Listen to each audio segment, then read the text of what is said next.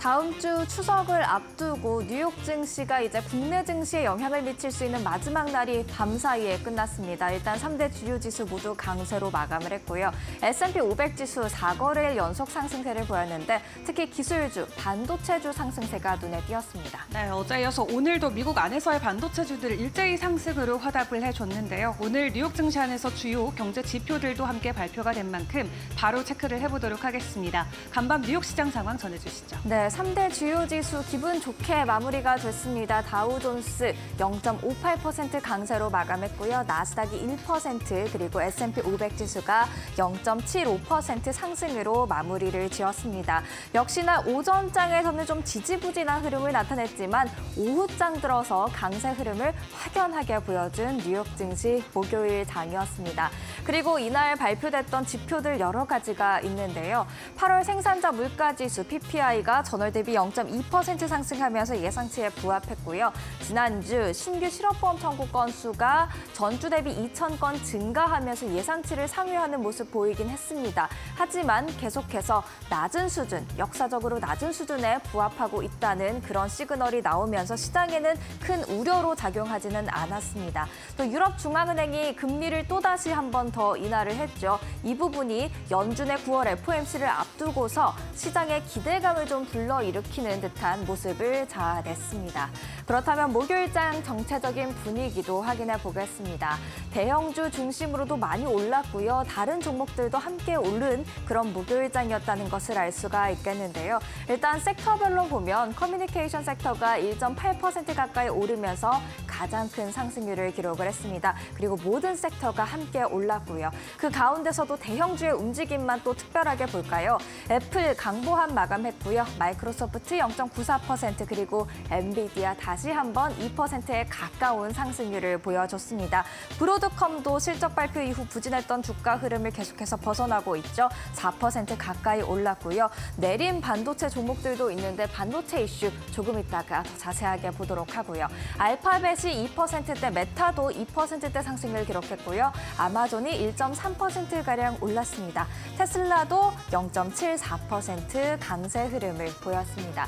그리고 최근 들어서 국제 유가가 올라도 전장에서는 에너지주가 좀 하락하는 모습이었는데 이날은 국제 유가와 함께 에너지주도 다 같이 오르는 모습들을 나타냈습니다. 그렇다면 빅테크의 이슈들 한번 짚어보겠습니다. 이 이슈가 정확히 주가의 상승 동력으로 작용하진 않았겠지만 그래도 소식은 체크를 해봐야겠죠. 일단 애플 강보합권에서 마감을 했는데 이날 벤스 공화당 부통령 후보가 조금은 애플에 압박을 가하는 모습을 보였습니다. 애플이 중국의 노예 노동의 혜택을 받는다라는 이야기를 했는데요. 이 이야기는 CNBC와의 인터뷰에서 특히 중국에서 제조하는 기업들에 대한 세금 관련 문제를 이야기하다가 나왔습니다. 공화당은 사실 친기업적인 그런 정책을 갖고 있는 당이라고 봐도 될 것 같은데 일단 빅테크, 공화당이 백악관을 집권한다 하더라도 안심할 수는 없을 것으로 보여집니다. 그리고 마이크로소프트 0.94% 강세를 보였죠. 비용 절감을 위해 개인 부서인 엑스박스 사업부에서 650명을 해고하겠다라는 이야기를 전했습니다. 아마존도 살펴보겠습니다. 1%대 상승률 기록을 했는데요. 이 배송 기사들이 노조화 움직임을 보이자 이 노조 형성을 막기 위해 그런 차원으로 임금을 인상한다라는 이야기를 전해왔습니다. 이렇게 빅테크 소식 살펴봤고요. 이어서 반도체주로 더욱더 깊게 들어가 보겠습니다. 엔비디아 밤사이에 2% 가까이 또 올랐죠. 전장에서도 8%의 급등세를 보였는데 계속해서 상승 모멘텀 가지고 가고 있습니다. 특별한 이슈는 없었고요. 전날에서의 상승 모멘텀이 지속됐다고 볼 수가 있겠습니다. 젠슨 황이 골드만삭스의 테크 컨퍼런스에서 연내 양산을 목표로 하는 블랙웰에 대한 수요가 강하다고 말을 했었는데 이로써 AI에 대한 기대감이 지속되고 있고요.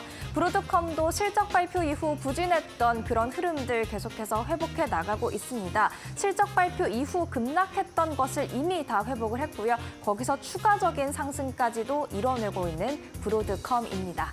마지막으로 마이크론 보려고 하는데요. 3.8% 하락하는 모습이었죠. 이날 BNP 파리바가 매수에서 매도로 한 번에 2단계나 투자 의견을 하향 조정했고요. 목표 주가도 140달러에서 67달러로 대폭 하향 조정했습니다. 이렇게 하락한 이날의 종가 주당 87달러 선에서 마감을 했으니까 여기서 약 20달러가량 더 떨어질 것으로 보고 있다는 게 바로 BNP 파리바의 입장인데요. 그 이유를 들어보니까요. HBM 과잉 공급으로 가격 결정력이 떨어진다. 이로 인해서 올해 목표했던 그런 실적을 달성하기 어려워질 것 같다라는 이야기가 나온 게 주가의 하방 압력을 작용했습니다. 다음으로는 바이오주 한번 체크를 해보려고 합니다. 바이오주에선 두 가지 볼 텐데요. 모더나 12% 이상의 급락세가 나왔습니다. 2027년까지 R&D 부문의 지출 계획 11억 달러 줄인다고 발표했습니다. 하지만 이렇게 비용 절감 노력이 투자자들의 마음을 충분히 충족되지는 않은 것으로 보여지고요. 이에 더해서 내년 매출 전망치는 좀 하향 조정하면서 부진할 것이다라고 이야기를 했던 점이 주가에 추가적인 하방 압력으로 작용하는 모습들이었습니다. 반면 길리어드 사이언스는 밤사이에 2% 이상 오름세를 보였습니다.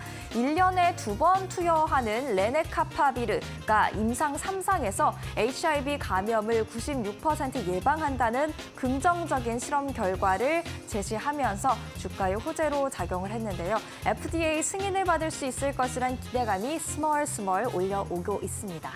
또 다른 이슈 있는 종목들도 한번 같이 체크를 해보겠습니다. 워너브로스 디스커버리 밤사이에 굉장히 큰 폭의 상승률을 기록을 했죠. 차터 커뮤니케이션스와 재계약을 나섰는데 금액까지 올려서 재계약했다는 소식에 주가에 긍정적으로 작용을 했습니다. 차터 커뮤니케이션스는 미국의 케이블 방송사가 되겠습니다. 지금 NBA와 계약이 해지된다 하더라도 이 워너브로스가 살아남을 수 있는 방안들을 잘 찾아나가고 있다는 그런 평가를 받고 있습니다. 크로거는 미국의 유통업체가 되겠습니다. 2분기 실적은 사실 좀 아쉬웠지만 연간 매출 전망치를 상향하면서 주가는 상승으로 마감했습니다. 마지막으로 제너럴모터스 GM 보려고 하는데요. 3%대의 상승률을 기록을 했죠. 여기 익숙한 기업 현대가 나옵니다. 현대차와 포괄적 협력을 맺었습니다. 비용을 절감하고 또 승용차를 비롯한 차량 개발에 함께 손을 잡을 것으로 보여집니다. 이 소식에 3%의 상승률을 보였는데요. 이 보도 우리 시간으로 어제 오후 7시에 나왔습니다. 장 마감 이후에 나온 만큼 국내 증시에도 영향을 미칠 수 있을지는 살펴봐야 될 것 같습니다. 이어서 국제금리 확인을 보시죠. 이날은 오름세를 보였습니다. 오름폭이 엄청나지는 않았는데요. 일단 10년물이 3.686%를 기록했고요. 2년물이 3.666%를 기록하는 모습들이었습니다. 지금 10년물의 금리가 더 높게 형성돼 있다는 것을 확인을 할 수가 있겠습니다. 역전 현상이 해소됐다는 뜻입니다. 국제 유가와 국제 금값 마지막으로 체크해 보겠습니다. 국제 유가 지금 수요 측면의 불안함이 계속해서 하방 압력을 작용하면서 굉장히 많이 떨어졌었는데 다시금 올라오고 있는 모습들이 최근 들어 확인이 되고 있죠. WTI가 밤사이에도 2.47% 오르면서 배럴당 68달러 선까지 올라왔는데요. 미국 루이지애나 주에 지금 허리케인이 착륙하면서 원유 생산에 차질이 빚어지자 이에 대한 주가, WTI 가격이 상방 압력을 받은 것으로 보여집니다. 또 국제 금값도 1.72% 상승을 했는데요. 다시 한번 B컷 기대감이 스멀스멀 올라오면서 금값을 끌어올린 것으로 보여집니다. 이렇게 목요일장 정리를 해봤고요. 밤사이에 나왔던 놓쳐선 안 될 이슈들 은주 앵커와 함께 더욱더 자세하게 체크해보시죠.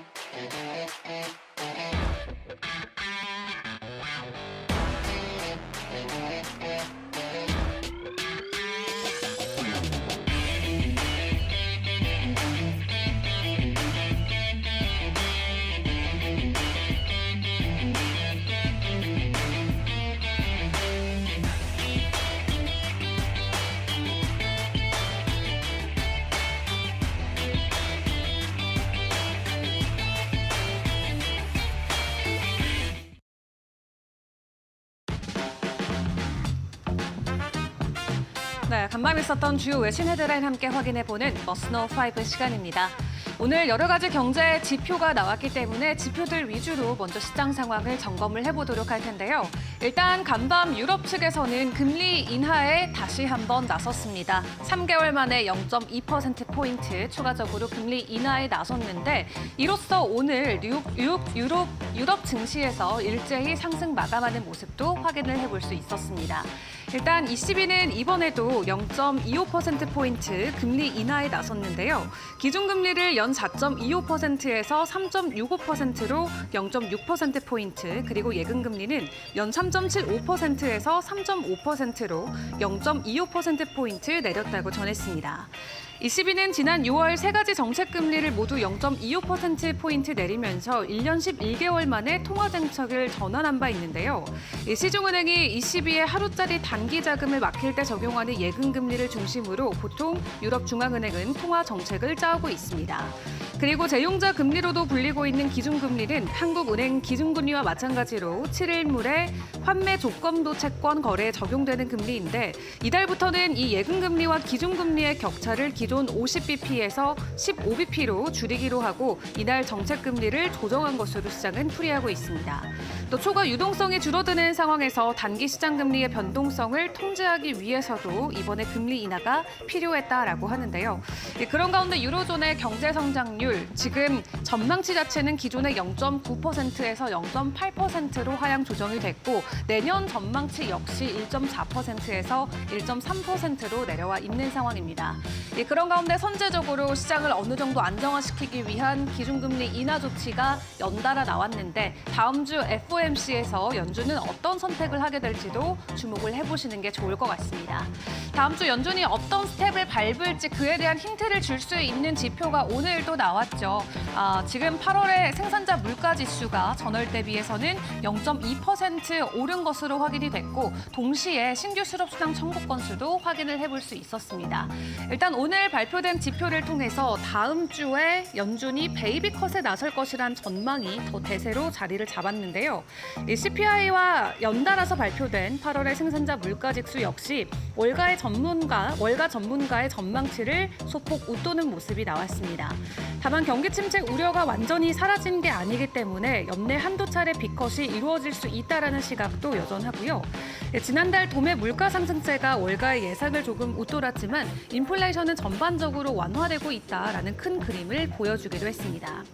또 8월 미국의 PPI가 전월 비해서 0.2% 상승했고 전년 같은 기간 대비해서는 1.7% 상승을 했는데 이 PPI의 전년 동기 대비 상승률은 올해 2월 이후로 처음으로 2%대를 하회했습니다. 이 물가 상승세가 6개월 만에 가장 둔화된 것인데 이 식품이나 에너지, 무역 서비스를 제외한 8월의 그런 PPI는 전월 대비 0.3%, 연간으로 보면은 3.3% 상승을 했습니다.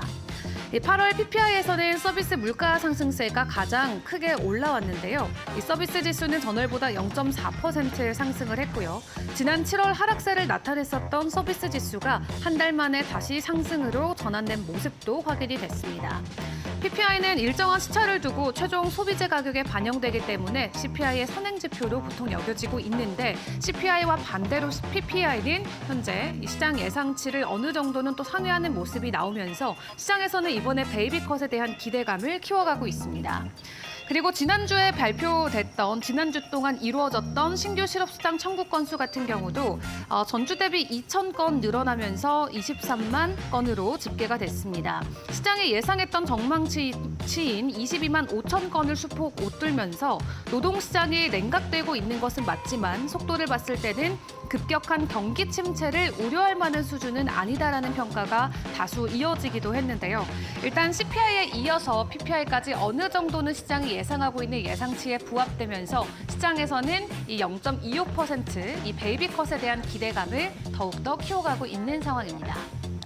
자, 그리고 개별주들의 소식도 함께 챙겨보도록 할 텐데요. 간밤 오픈 AI가 추론을 하는 챗 GPT인 오픈 AI 5.1을 새롭게 출시를 했습니다. 기존에 사용하고 있던 옴니 버전보다도 더 고도화된 AI의 챗 GPT다 생각을 하시면 될 것 같은데요. 이 오픈 OAI 같은 경우는 그동안 스트로베리라는 코드명으로 추론 능력에 초점을 두고 개발해왔던 AI 모델입니다.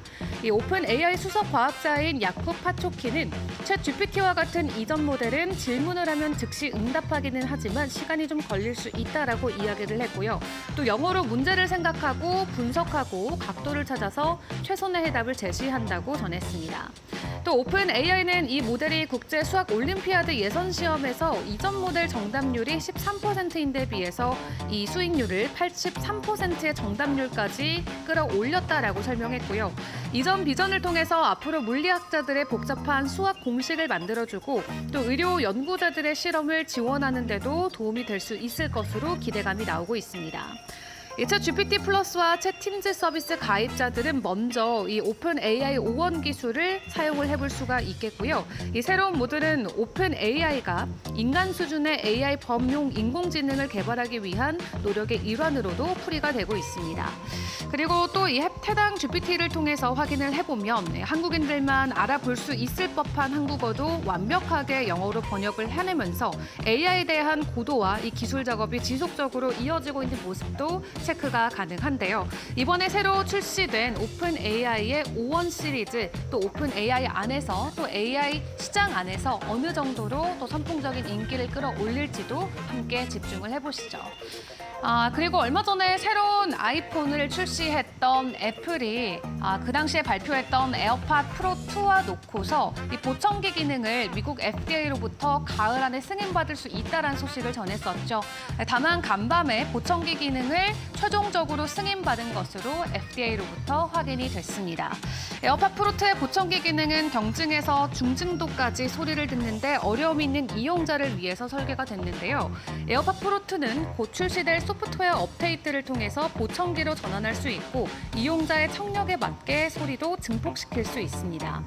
이를 놓고 FDA는 이 소프트웨어가 이용자 청력에 맞게 설치가 되면 에어팟 프로 2가 18세 이상의 경증에서 중증도의 청력 손상이 있는 사람들을 위해서 소리를 증폭하기 위한 비청 방식 보청기로도 사용될 수 있다라고 밝혔고요.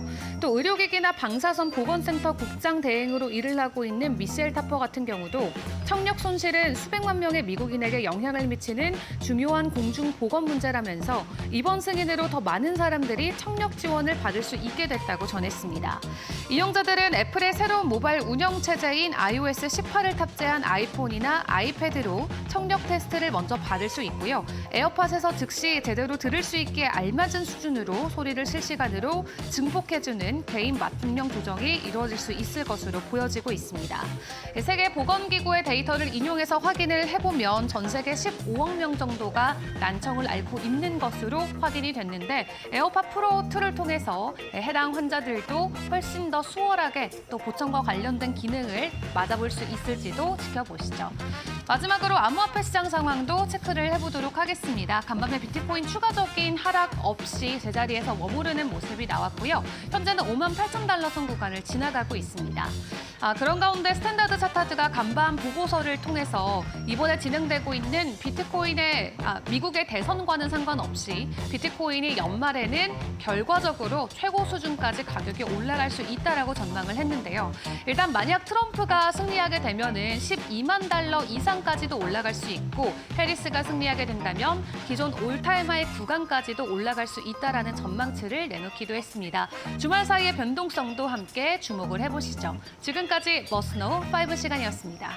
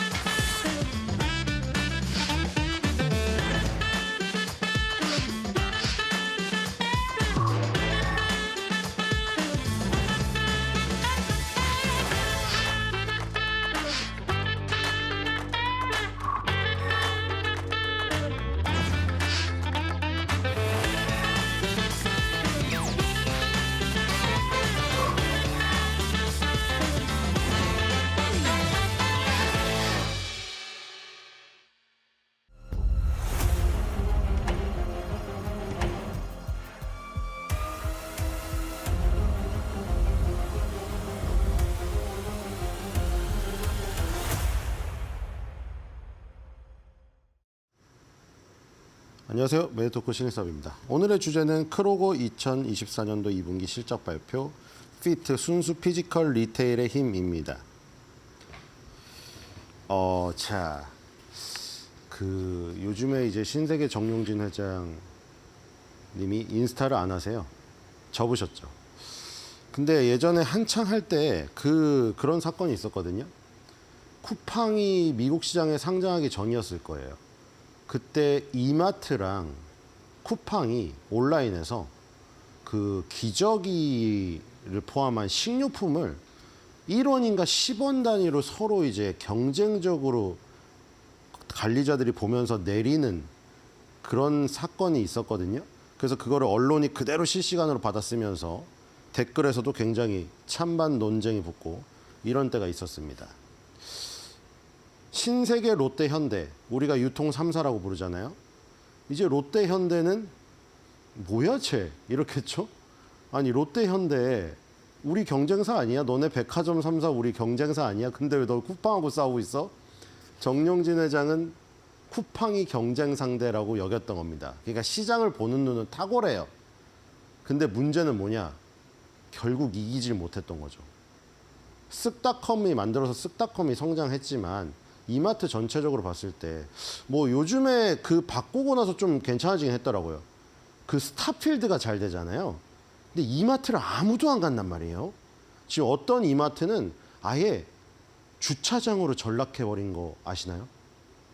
주차장 무료를 쓰려고 그냥 이마트를 가지 않고 그 지하 주차장만 쓰고 빠져나가요.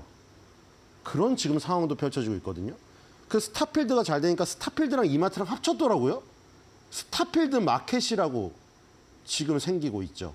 기존에 있던 걸 리뉴얼해서. 그거밖에 답이 없는 것 같아요. 제가 보기에는. 스타필드 마켓이라고 바꿔놓으니까 그나마 사람 몰려가더라고.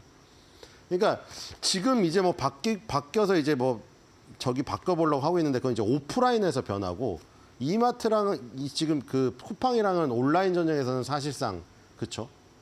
패배했다고 봐야죠. 근데 그때 우려했던 것들이 왜 뭐를 보고 우려를 했을까? 그때 계속 인스타에 맨날 올렸던 것들이 외국에 나가가지고 막 세계적인 박람회를 다니고 세계적인 유통업계 무슨 CEO들을 만나고 이런 과정들. 그래서 이제 와 뭐 멋있어요. 근데 문제는 그런 거를 이제 보고 와서 우리나라에 접목을 시켜가지고 어쨌든 이 시장에서 이겨야 되는 모습을 보여줘야 되니까 그걸 보여주지 못하니까 그거를 싫어하는 사람들의 목소리도 커졌었던 것이죠. 그러니까 거기서 본 거예요. 뭘 봤느냐? 아마존이 싹 다 씹어먹는 걸 봐버린 거죠. 아, 그러니까 현대 롯데랑 경쟁할 때가 아니구나. 우리가 백화점 3사 하지만 야, 쿠팡이 나중에 아마존처럼 되면은 이 오프라인 시장도 다 먹히는 거다. 이런 생각을 한 거예요. 이미 아마존이 다 평정했으니까 지금 와가지고 무슨 뭐 알테시가 알리 무슨 테무 시인이 무슨 저기 아마존 이겨보겠다고 뭐 솔직히 하는데 품질 이슈부터 해결하고 오십시오. 솔직히 그쵸? 품질 이슈부터 해결하고 오셔야 될 것 같고 그리고 거기서 저기 뭐 저기까지 팔고 있는 거 아시죠? 이상한 물건 팔고 있습니다. 지금 걸렸지. 지금 이상한 물건 팔다가 그렇죠? 뭐 어쨌든 간에 아마존이 이제 이 오프라인 시장까지 다 점령을 해버리니까 오프라인에서 터줏대감들이 다 하나씩 무너지기 시작했습니다. 도미노식으로 결국 못 이겨가지고 그거를 이마트도 그걸 알았기 때문에 쿠팡을 밟으려고 했지만 그게 오히려 역효과가 났던 거예요. 이미 쿠팡은 물류가 다 쿠팡의 여러 정말 뭐 쿠팡맨들을 갈아 넣었다는 얘기는 있지만 어쨌든 갈아 넣었든 어쨌든 그래서 지금 그걸 이길 수가 없잖아요. 새벽 배송을 이길 수가 없습니다. 지금 이렇게 이미 다 깔려 있는 상태에서 그걸 지금 따라가려면 수세월이 걸려요. 그러니까 지금 이런 상황이 오는 거를 알았기 때문에 막으려고 했었던 건데 그게 안 됐었던 거죠. 미국은 이미 그게 다 진행됐고 어느 정도 지금 그게 다 재편이 된 경우죠. 지금 이제 재편이 돼가지고 그러면 오프라인 쪽에서 살아남은 모델은 지금 나머지 망한 오프라인의 그 파일을 다 가져간 거예요. 그렇죠? 아마존이 지금 뭐 완전 학살을 하고 있지만 지금 남아있는 애들은 이제 학살 당하는 거를 다 당한 다음에 그래도 살아남은 애들이거든요. 그러면은 걔네들은 그나마 가치를 인정받겠죠. 지금 보시면은 이건 온라인만 뗀 거거든요. 온라인 매출로. 아마존 따라갈 수 없죠. 하지만 여기 지금 오프라인에서 살아남은 자가 있습니다. 월마트가 46.2 빌리언인데 온라인 매출이 309.6 빌리언의 아마존에 비하면은 6분의 1 정도예요. 근데 월마트도 그쵸? 오프라인에서 시작해서 이 아마존 공룡이 다 짓밟고 다니고 지구로 완전 얘네 생태계 지구요. 얘 원래 우리가 누리고 있던 터줏대감의 그 생태계를 다 짓밟는 이 가운데서 잡초처럼 살아남은 거죠. 어떻게든. 그쵸? 월마트가 지금 2위에 올라가 있고, 자 3위는 또 이베이잖아요. 이베이 온라인 38.8 빌리언. 그 다음에 애플이에요. 그러니까 월마트가 지금 이 온라인에서 2위를 차지했다는 것 자체만으로도 굉장히 물론 오프라인의 공룡 출신이지만 오프라인의 공룡이 온라인의 성공을 보장해주지 않는다는 거는 우리나라에서 다 보셨잖아요. 신세계 현대롯데가 그렇게 하고 뭐 반나절이니 새우배송이니 따라가려고 해도 안 되죠. 결국 안 됐잖아. 결국 쿠팡 때문에 안 됐잖아요. 그렇죠? 그만큼 어려운 거예요. 애플이 있고 여기 이제 홈디포가 나옵니다. 5위에. 자, 홈디포도 역시 대단하죠. 홈디포는 굉장히 특화되어 있잖아요. 저게 식료품보다는 공구 전용이잖아요. 근데 그게 온라인에서 일단 살아남은 거죠. 5위로 살아남고. 그다음에 이제 베스트바이입니다. 이베이랑 베스트바이는 사실 베스트바이도 이제 뭐 오프라인에서 시작해서 살아남은 경우라고 할 수가 있겠지만 이베이랑 애플 같은 경우는 온라인의 강자겠죠. 자, 요거는 타겟의 마크입니다. 타겟도 그쵸, 자기의 파이는 살려남았습니다. 7위로. 이게 온라인 부분만 뗀 거기 때문에 오프라인 얘기가 아니에요. 그리고 여기 웨이페어가 있고 그다음에 오늘의 주인공 크로고도 9위, 10위 안에서 살아남았습니다. 밑에 코스트코가 있거든요. 코스트코 11.2 빌리언이고 크로고가 11.3 빌리언인데 오프라인에서는 월마트, 코스트코, 크로고 이렇게 세 번째 타자인데 온라인 매출로는 코스트코가 이겼어요. 코스트코가 끝까지 오프라인을 고집하다가 온라인은 살짝 나중에 접목시켜잖아요. 왜냐면 코스트코는 그 자신감이 있었기 때문에. 자신감이. 늦게 따라왔지만 그래도 10위 안에 들었어요. 어쨌든 간에 지금 이렇게 보면은 유통 오프라인 3사인 월마트, 코스트코, 크로고가 온라인 매출에서도 10위 안에 들어서 지금 이 상황 속에서도 어쨌든 살아남은 거예요. 아마존이 다 짓밟고 온라인의 원래 전통의 온라인만의 전통의 강자들도 지금 도사리고 있는 가운데 이런 식으로 온라인에서 생존했습니다. 오프라인에서만 버텼으면 안 됐죠. 지금 어쨌든 이 정도 상태를 유지하고 있다는 거. 아마존도 공룡이지만 모든 거를 짓밟지 못해요. 다리가 공룡이 2개밖에 없어요. 4개인가 다리가? 네, 뒤로 가겠습니다. 어쨌든 간에. 공룡이 서 있는 걸 봐서요. 자, 그 다음에 이제 시가총액 비교입니다. 자, 그러면 이제 아마존은 물론 아마존이 너무 많은 걸 하고 있어요. 자, 아마존의 시가총액의 크기를 정사각형으로 나타낸 거죠. 이거 보세요. 어떤 거랑 같아요? 월마트 플러스 홈디포 플러스 코스트코 플러스 로우스 플러스 CVS 플러스 타겟 플러스 크로고 플러스 베스트바이 플러스 이거 뭐야? 요거까지 다 합친 거. 이거를 다 합쳐야 아마존 시가총액이. 자, 시가총액이 어마어마하게 크다. 자, 물론 이 시가총액이 아까 말한 대로 자, 지금 뭐 쿠팡도 지금 사실 아마존의 모델을 추종했잖아요. 아마존 회원가입을 해서 아마존 프라임을 무료로 보여줬던 거를 벤치마킹 해가지고 쿠팡이 그걸 한 거잖아요. 그렇죠? 쿠팡이 자기 무슨 클럽 가입하면은 쿠팡 플레이 무료로 다 깔아줘가지고 한순간에 쿠팡 플레이가 쭉 올라와 버린 거 아니에요. 그렇죠? 넷플릭스, 디즈니 플러스 막 이게 외산이 지금 막 압도적인 가운데 쿠팡 플레이가 국산에서 치고 올라온 계기가 쿠팡의 그 수많은 회원들한테 무료로 쏴버린 거 아니에요. 그 아마존 모델 벤치마킹 한 거잖아요. 그렇죠? 그리고 아마존은 그거 말고도 많은 사업을 하죠. 드론도 하고 자율주행 택시도 하고 데이터 센터도 하고 다 해요. 얘는 그냥 뭐 몇 개 기업을 플러스 해야 설명이 되는 다채로운 기업이 된 거죠. 어쨌든 뭐 그런 게 있는데 그래도 아마존이라는 온라인 쇼핑몰에서 시작했다는 그 근간이 있기 때문에 그거를 생각한다면은 이 내노라는 오프라인 기업들 다 모아놨는데 겨우 요 시가총액이다라는 거. 엄청난 시가총액의 차이다. 자, 그럼 뒤로 가보겠습니다. 그럼 도대체 아마존이 그러면 쇼핑만으로 저렇게 됐느냐? 자, 일단 아마존이 오프라인에서 가장 많은 매장을 갖고 있는 게 홀푸즈입니다. 자, 아마존이 아예 없는 게 아니에요, 오프라인 매장이. 얘는 유기농 특화 매장이 있어요. 우리나라 따지면 초록마을 같은 게 있어, 이게. 그러니까 지금 코스트코니 월마트니 저기 홈디포니 로스 이런 거 자기들만의 특장점이 있는 애들만 살아남았잖아요. 그렇죠? 지금 특이점이 없고 그냥 대략적으로 어설프게 어중이 떠중이 식으로 파는 애들은 다 무너졌어요. 지금. 아마존에 이길 수가 없기 때문에. 아마존에서 좋은 상품을 좋은 가격에 온라인으로 때려버리는데 이걸 어떻게 이깁니까? 오프라인에서. 얘는 유기농 홀푸즈가 있고요. 그 다음에 이제 인수한 것들인데 여기 트위치도 우리나라에서 철수하네. 여기 있죠. 우리나라 철수하네. 아프리카 TV가 이것 때문에 좋아졌는데 숲이죠, 숲.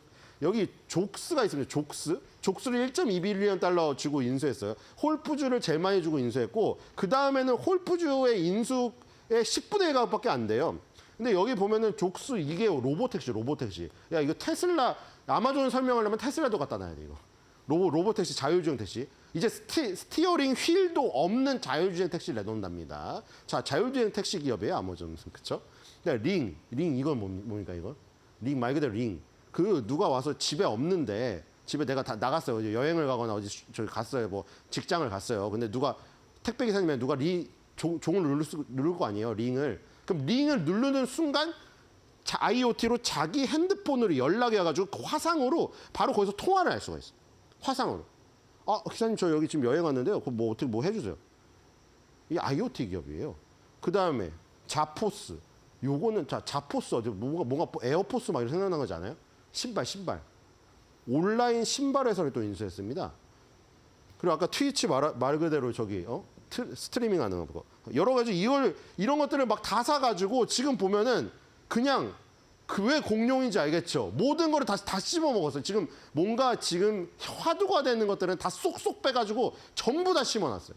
이건 그러니까 아마존은 애플로도 설명이 안 되고 구글로도 설명이 안 되고 메타로도 설명이 안 되고 테슬라라도 설명이 안 되고 그냥 그 모든 기업의 한 가지 독특한 면들을 다 모아가지고 마치 지킬 앤 하이드보다 더 많은 얼굴들을 갖고 있는 거예요. 이 홀푸즈가 아니라 아마존이 그렇죠? 그러니까 이런 것 때문에 시가총액이 저만큼 되는 거는 맞는데 아마존이 온라인 플랫폼에서 굉장히 오프라인을 싹 다 눌러버렸기 때문에 그 여유가 있었던 거라고 판단이 됩니다. 그렇죠? 온라인으로 완전 오프라인 다 밟아버려서 걔네들이 일어날 수도 없는 상황이어가지고 이렇게 사업을 할 수 있는 계기가 된 거죠. 자 어쨌든 이렇게 됐고요. 그 와중에서도 살아남은 크로고 인정해줘야 된다. 지금 너무 아마존에 대해서 설명했는데 자 그 와중에 살아남은 애들이 인정해줘야 된다는 거예요. 지금 아마존은 이미 이 유통은 생각이 없어요. 지금 보세요. 유통은 이미 자기네가 평정했기 때문에 지금 솔직히 알리테무가 뭐 여기 한다고 해도 뭐 콧방귀도 안 끼고 있을걸요? 지금 품질 차이가 너무 나니까요. 아무리 가격 차이가 나도 인간이 쓸 수 있는 제품을 써야지. 인간이 쓸 수 없는 제품을 1000분의 1 가격에 판다고 그 쓰레기를 주워올 사람이 있겠습니까? 그러니까 지금 이 아마존은 유통에 관심이 없다는 게 지금 인수한 회사들 보면 유통에 관심이 없어요, 지금. 얘는 지금 4차 산업혁명에 관심이 있습니다. 그러니까 지금 이제는 평정을 했기 때문에 나머지 유통업체들은 안 건드릴 가능성이 크다. 건드리지도 못하고 지금 살아남은 모델들은. 자, 뒤로 가보겠습니다. 그래서 크로고는 그중에 살아남았다는 것이죠. 그게 중요합니다. 크로고 2023년도 2분기 실적. 자, 33.9빌리언 달러 나와서 플랜 나왔고요. 순이익 466밀리언 달러. 자, 로스가 나왔었죠. 전년 동기에 180밀리언 달러 로스가 나왔는데 466밀리언 달러로 전환시켰습니다. 자, 그래서 전년 동기에는 0.25 마이너스가 나왔겠죠. 근데 지금 0.64 플러스가 됐고, 자, 그 다음에 이제 조정해주면은 0.93까지 올라옵니다. 물론 전년 동기에도 조정해준 게 높았기 때문에 전년 동기 대비해서 마이너스 3%가 났어요. 뭐 탁월한 실적은 아니죠. 월마트 코스트코전 탁월한 실적이 아니에요. 3인자기 때문에. 근데 여기서 지금 비교 대상 매장 매출 성장률에서 지금 2022년도 3분기 6.9로 가장 최고치를 찍은 다음에 마이너스로 전환이 됐었는데 자 다시 회복되는 추세에 돌아섰다는 게 이게 중요하죠. 요 마이너스 0.6, 마이너스 0.8에서 더 나빠져 버렸으면은 굉장히 안 좋았었는데 그래도 다행인 거는 3분기 만에 회복을 해서 2024년도 들어서는 다시 성장의 추세를 회복을 했다. 0.5, 1.2로 회복이 되고 있습니다. 아주 긍정적인 모습이죠. 지금 이 크로고의 실적이 월마트라든가 코스트코 비해 탁월하지 못하지만 크로고는 3위라는 게 중요하고 순수 피지컬 유통이란 업체 그게 중요합니다. 슈퍼마켓 모델이에요. 그러니까 지금 우리가 월마트랑 코스트코를 엄밀히 분류를 하자면 대형마트에 속하겠죠. 예전에는 확실했잖아요. 맞죠? 대형마트, 슈퍼마켓, 편의점. 이 분류가 확실했잖아요. 지금 사실 뭐 교회에 무슨 뭐 큰 아울렛이라던가 뭐 스타필드라던가 아니면은 골목에 들어가는 작은 슈퍼마켓이라던가 이런 것들이 생기는 바람에 그 경계선이 무너지긴 했어요. 그렇죠? 지금 백화점, 편의점, 유통, 지금 대형마트, 아울렛 이런 경계선이 무너지거든요. 가격적인 부분도 원래 다 다르게 책정됐었는데 지금 완전히 혼재가 돼 버렸어요. 지금 경기가 어렵다 보니까 여기도 가격을 내고 여기도 가격 정책의 기조를 다 잃어버렸다고요. 지금. 그런데 그 와중에 순수 슈퍼마켓 피지컬로 나가는 애는 크로워예요. 이게 슈퍼마켓. 얘네밖에 없어요.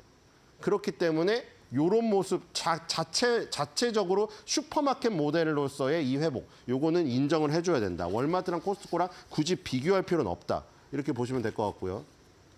괜찮은 모습입니다. 자, 지금 일단 매출액은 34.09 빌리언 달러 예상됐는데 33.91 빌리언 달러 나와서 어닝 쇼크가 나왔습니다. 매출액은 약간 시장 컨센서스에 모자랐고요. 이익을 보겠습니다. 이익은 그래도 4분기 연속 서프라이즈를 내고 있습니다. 그렇죠? 매출액이 외형 성장은 일어나지 않고 있지만 아까 비교 대상 매장 매출 성장률을 보면 알잖아요. 그게 비교 대상 매장 매출이 뭐가 막 올라오질 않으니까 매출이 좋진 않아요. 근데 이익은 그래도 계속 유지하고 있다는 것이죠, 이게. 0.91달러가 예상됐는데 주당 0.93달러 나왔습니다. 그래서 어닝 서프라이즈 4분기 연속 기록했고요. 일단 마진은 챙겨갔다. 자, 그다음에 시장 컨센서스 지금 목표 주가 평균이 58.8인데 14.17만 오르면 일단 컨센서스 평균에 도달됩니다. 그렇죠? 그럼 이제 위로 가면 이제 70달러까지 부르고 있거든요. 자, 투자 의견은 모더레이트 바이입니다. 7바이에 5홀드가 있고요. 셀 의견은 없습니다. 자, 차트를 보고 마무리하도록 하겠습니다. 자, 그러면 이 차트도 나쁘지가 않겠죠. 자, 장대 양봉이 솟았습니다. 여기 지금 고점과 고점을 연결한 고점 추세선, 저점과 저점을 연결한 저점 추세선. 이게 보통 그냥 기술적 분석에서 이동평균선은 원래 그려져 있고 세팅하시면 고점 추세선과 저점 추세선도 여기 도구 이용하시면 이렇게 자동으로 그어줘요. 이거를 자대고 이게 똑바로 글쓰나 그어도 되는데 편하게 할 수 있는데 뭐하러 그래요. 그렇죠? 딱 하면 쭉 그어집니다. 그냥.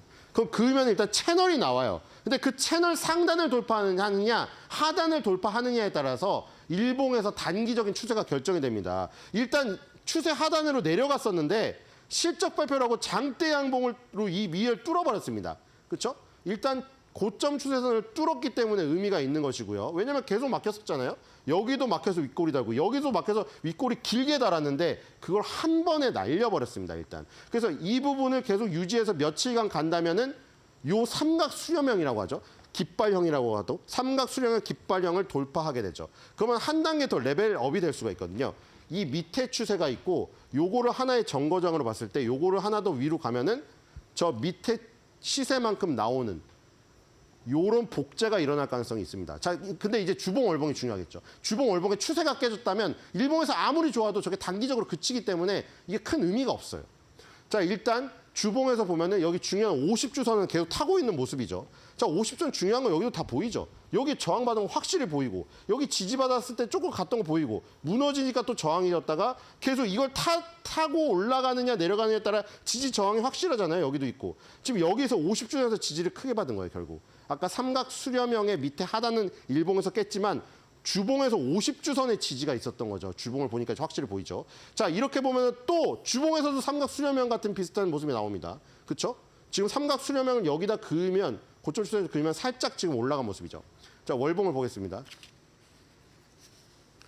자, 월봉 나쁘지 않죠? 지금 여기 올라갔다가 한동안 내려갔다가 여기서 다시 올라간 뒤에 여기서 횡보를 했는데 잘 보시면은 예전의 고점, 16년도 고점이죠. 2016년도 고점이 잘 보시면 이제는 지지로 작용하고 있다는 게 보이실 겁니다. 그래서 지금 급등한 뒤에 횡보를 하고 있는 게 이 고점 돌파하려고 하는 거냐, 이 쌍고점.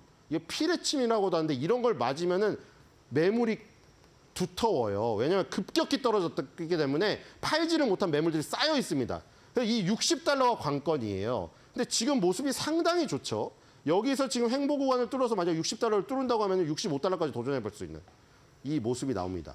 자, 그러니까 크로거는 지금 적절하게 분할 매수할 수 있는 타이밍이다. 기술적인 모습도 나쁘지가 않습니다. 자, 오늘의 한 줄 매도평입니다. 아까 전에 말한 대로 유통업계의 분류가 지금 애매모호하게 다 섞여가고 있는 이런 가운데서 그리고 아마존의 공룡의 이 지금 공습이 계속해서 지금 민감하게 지금 계속해서 되고 있는 가운데서도 살아남은 모델들은 굉장히 대단한 거다. 크로거는 순수한 슈퍼마켓 모델이죠. 자, 그래서 한번 샤라웃을 해드리도록 하겠습니다. 순수 슈퍼마켓의 왕은 나야 나, 나야 나.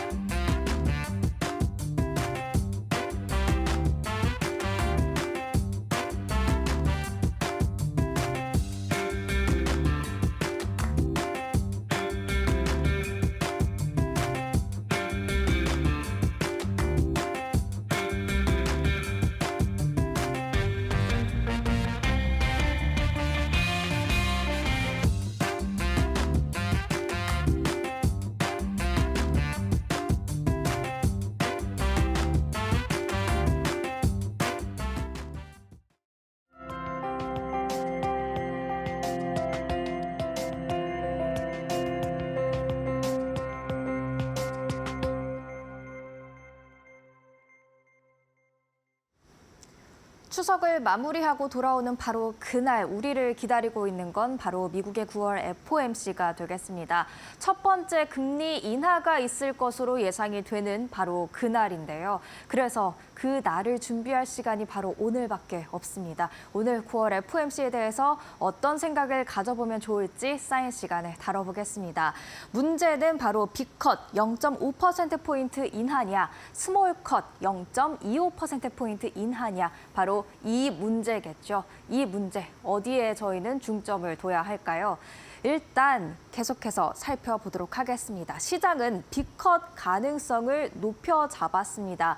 지금 가까워지는 날일수록 바의 색깔이 진해지고 있는데요. 사실 어제까지만 하더라도 다시 한번 0.5%포인트 인하 가능성, 빅컷 가능성을 낮추는 모습을 보였었는데 이날 다시금 이 빅컷 가능성이 소폭이나마 높아졌습니다. 그러면서 0.25%포인트 인하 가능성, 스몰컷 가능성은 또 낮아지는 모습을 보였죠. 도대체 무엇이 하루 만에 또다시 빅컷 가능성을 높이는 계기가 됐을까요? 경제 지표 살펴봐야겠습니다. 이날 8월 생산자 물가지수 PPI가 공개됐습니다. 사실 전날에는 소비자 물가지수 CPI가 발표가 됐었는데 CPI는 조금의 인플레를 의미하는 그런 시그널을 보냈었죠. 하지만 PPI 한번 같이 보시면요. 일단 헤드라인 수치로는 전월 대비 0.2% 상승하면서 예상치에 부합을 했고요. 또 전년 동기 대비 1년 전보다는 1.7% 상승하면서 예상치 0.1%포인트 하회했습니다. 그리고 올해 초 이후 최저치를 마찬가지로 기록을 했죠. 근원 PPI도 긍정적으로 나왔습니다. 전월 대비로 0.3%의 상승을 기록했는데 예상치를 소폭 상회하긴 했습니다만 1년 전 추이로 한번 보시죠. 2.4% 기록하면서 예상치 0.1%포인트 하회하는 모습을 보였습니다.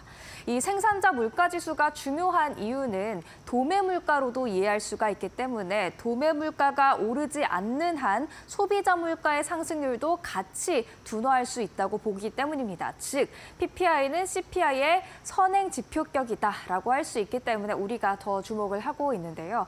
이렇게 디스인플레이션 추이가 뚜렷하게 나타나고 있다라는 해석에 힘이 실리면서 PPI 긍정적으로 시장이 해석을 했죠. 또 다른 한 가지는 고용 지표가 되겠습니다. 고용 지표도 함께 보겠습니다. 매주 업데이트가 되고 있는 실업보험 청구 건수가 되겠습니다. 지난주 기준으로 항상 발표가 되는데요. 지난주 신규 실업보험 청구 건수가 23만 건을 기록하면서 전주 대비 2천 건 증가하는 모습을 보였습니다. 계절적인 영향을 좀 피하기 위해서는 계속해서 4주 이동평균도 함께 보고 있는데 전주 대비 500건 증가하는 모습을 보였죠. 그리고 2주 연속으로 실업수당을 청구하는 계속 청구 건수도 185만 건을 기록하면서 전주 대비 5천 건 증가하는 모습을 보였고요. 4주 이동 평균으로 보면 오히려 감소하는 모습을 보였습니다. 전체적으로는 지금 고용 시장이 계속해서 둔화하고 있다, 실업자가 많아지고 있다는 것을 알 수가 있겠지만 그래도 4주 이동 평균 그것도 계속 청구 건수가 감소세를 보이고 있다는 것, 그만큼 심각하게 걱정할 수준은 아니다라는 이야기를 할 수가 있겠죠. 결과적으로 이 경제 지표를 한번 종합해서 정리해 보면요. PPI를 통해서 물가 상승률이 둔화하고 있다는 점은 확인이 됐고 또 고용도 계속해서 적당한 둔화세를 유지하고 있다는 점도 확인이 됐습니다. 그렇기 때문에 9월 기준금리 인하는 확실하게 될 것 같다. 100% 다 반영을 할 수 있게 되겠죠. 기준금리 인하를 반영한 것까지는 이해가 됩니다. 그런데 왜 그렇다면 시장은 B컷 기대감을 높인 것일까요? 스몰컷 기대감을 더 높였을 수도 있으니까요. 이 부분의 이유를 찾아보기 위해서는 이 말을 한번 읽어봐야 될 것 같습니다. PPI를 CPI와 합쳐서 보면 근원 PC 가격 지수가 8월에 0.13% 상승할 것으로 예상이 된다. 즉 8월 인플레가 연준의 B컷을 막을 이유가 되진 않는다라는 발언을 인플레이션 인사이트 창립자가 이야기를 했습니다. 사실 근원 PC 가격 지수를 언급한 이유, 바로 연준은 PPI나 CPI보다는 이 PCE, 개인 소비 지출 가격 지수, 그것도 근원 개인 소비 지출 가격 지수를 가장 우선시하기 때문입니다. 이 부분은 이전에도 말씀을 드렸지만 PCE 가격 지수가 물가 상황, 현재의 물가 상황을 더 신속하게 잘 반영하기 때문에 연준이 가장 선호하는 지표라고 할 수가 있는데요. PPI와 CPI를 미리 봤더니 근원 PCE 가격 지수가 8월에 0.13% 전월 대비로 상승률을 기록할 것으로 보이는데 인플레이션이 연준의 목표치 2%에 도달하려면 이 PC 가격지수 상승률이 월 평균 0.17%가 나와야 한다고 합니다. 그런데 이 0.13%, 0.17%보다 낮죠. 즉, 지금 계속해서 디스인플레이션 추이가 이어지고 있다. 연준의 목표치에 가까워지고 있다. 그러니까 연준 걱정 안 하고 B컷 해도 된다라는 그런 투자 심리가 지금 시장에 반영됐다고 볼 수가 있는 것입니다. 그렇다면 연준 입장에서는 이제 좀 딜레마가 되겠죠. 경제 지표를 보니까 디스인플레이션 같기는 한데 그렇다고 또 섣불리 B컷을 나서기는 어려울 것 같기도 하고 어떻게 해야 되나 파월 연준 의장의 고민이 참 깊어질 것 같습니다. 이럴 때 참고해 볼 수 있는 게 바로 연준의 비공식 대변인이라고 할 수 있는 월스트리트저널의 기자 닉 티미라우스의 발언이 되겠는데요. 닉 티미라우스가 이날 기사를 하나 썼습니다. 헤드라인은 연준의 딜레마 0.5%포인트 또는 0.25%포인트 물음표였습니다. 여러 인물들을 인터뷰하면서 각각의 주장들을 정리를 한 건데요. 일단 0.25%포인트 인하를 주장하는 인물들의 주장은 이렇습니다. 조금 인하해야 이 정책 영향을 평가할 수 있는 시간을 조금 더 벌 수 있다라는 의견이 있었고요. 그래야지 경제가 양호하다, B컷할 만큼 위험하지 않다라는 인상을 줄 수 있다는 의견도 있었습니다. 또 이번에 0.5%포인트를 인하하면 향후 그러니까 11월과 12월 FOMC에서도 B컷이 있을 것이란 잘못된 기대감을 시장에 줄 수 있다는 게 이 0.25%포인트 인하를 주장하는 인물들의 주장. 근거, 설명이었습니다. 반면에 0.5%포인트 금리 인하를 주장하는 이유들은 이렇습니다. 지금 중립금리와 격차가 가장 클 때 큰 폭으로 인하하는 것이 상대적으로 안전하다. 어차피 0.5%포인트 인하 한 번 할 거면 9월에 하는 게 낫다. 이런 이야기가 있었고요. 또 노동시장이 그래도 좀 빠르게 식고 있으니까 이런 점을 생각하면 B컷 나서도 된다라는 이야기도 있었습니다. 또 경제가 양호하다는 신호, 즉 0.5%포인트 인하를 하면 침체가 다가온 건 아닌가라는 그런 불안 심리가 시장에 작용을 할 수가 있는데 그런 불안 심리는 파월 연준 의장이 충분히 잘 발언을 하면서 완화시킬 수 있다는 이야기도 있었습니다. 그러니 이번에 0.5%포인트 인하해도 좋다라는 이런 두 주장이 있었죠. 닉 티미라우스는 어느 두 가지, 크게 한 가지에도 무게를 두지 보여주지는 않은 듯한 인상을 제가 받았습니다. 하지만 한 번쯤 이런 이유들 참고해 볼 필요가 있을 것 같고요. 결국에는 이렇게 정리를 해볼 수 있지 않을까 싶습니다. 지금 시장에서는 올해 총 3차례 모두 남아있는 FOMC 동안의 금리를 인하해서 총 1%포인트가량은 금리를 인하할 것이다라고 전망을 하고 있습니다. 과연 9월에 점도표가 또 함께 공개가 될 텐데 이 계단 잘 맞춰줄지 시장의 기대를 잘 따라갈지 체크를 해보는 게 지금으로서는 더 중요할 것으로 보여집니다. 이렇게 사인 마무리하겠습니다.